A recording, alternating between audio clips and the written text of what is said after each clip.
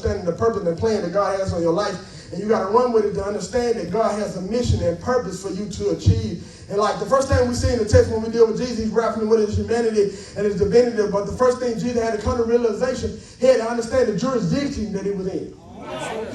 That's a law enforcement word to say, who's in control of this area?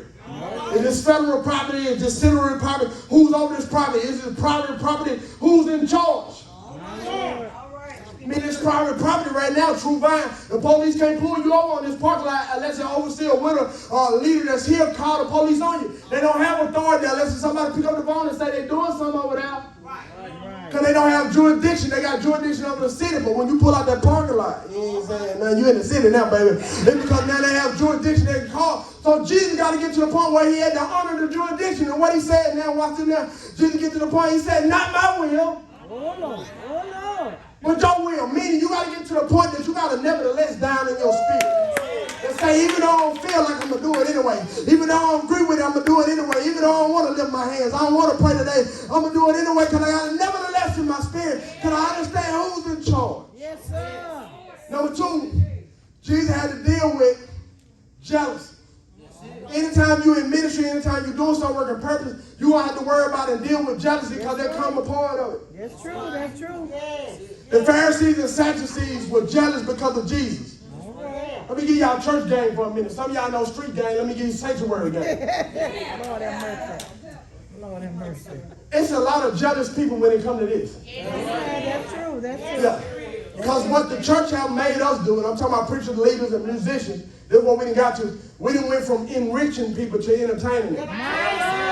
So now I got to have a good hoop, good clothes so you can say I preach, but you go and live any kind of way. Yeah, the reality is you ought to come here to get enriched, to be better, be a better wife, be a better husband, be a better father, be a better parent. It's because this ought to build you up. Yes, sir. But you got jealousy, so sometimes it's misguided. And what this jealousy, the Pharisees and Sadducees, the one that killed Jesus. So in other words, the church is responsible for Jesus' death. Right. Me as an officer, if I was an investigator, I would charge the church with second-degree murder because you're responsible for Jesus' death. You do know Jesus was an outcast as it relates to church, right? John the Baptist, Jesus was outcast. That's why he in the wilderness and he preaching in the wilderness. The church get upset because Jesus' following ended up being bigger than him. What you mean he got 5,000 out there? We only had 500 this past weekend. What he doing with 5,000? What you mean? He didn't even have to feed them either? Yeah, they say he broke 2 fish, 5 loaves, and he fed everybody. Man, they did all that out there. They lying and everything on Facebook, man. He ain't really doing it like that. I seen him with Mary anyway. He ain't real like he say he real. You think he fooling with John? Oh, you know how church folks are. I'm finna get you just how they. You don't think people were being messy back then?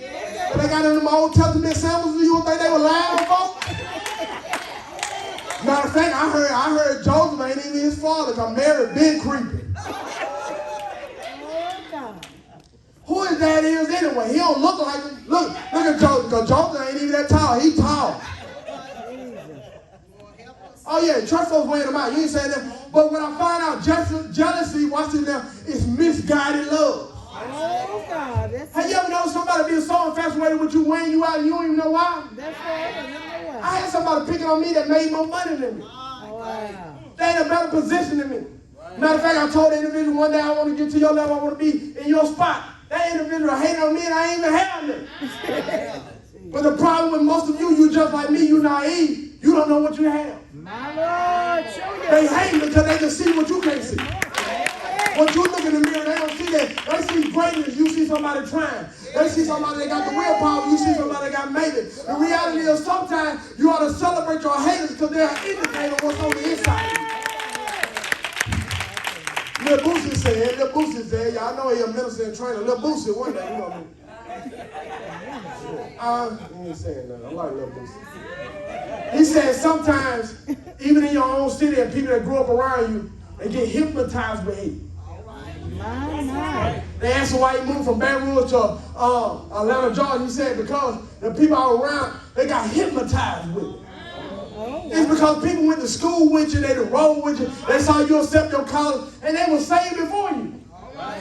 How I was saved before you, and then you talk about God called you, and I've been here 10 years, God ain't never called me to do it. What's on me? What's it on me?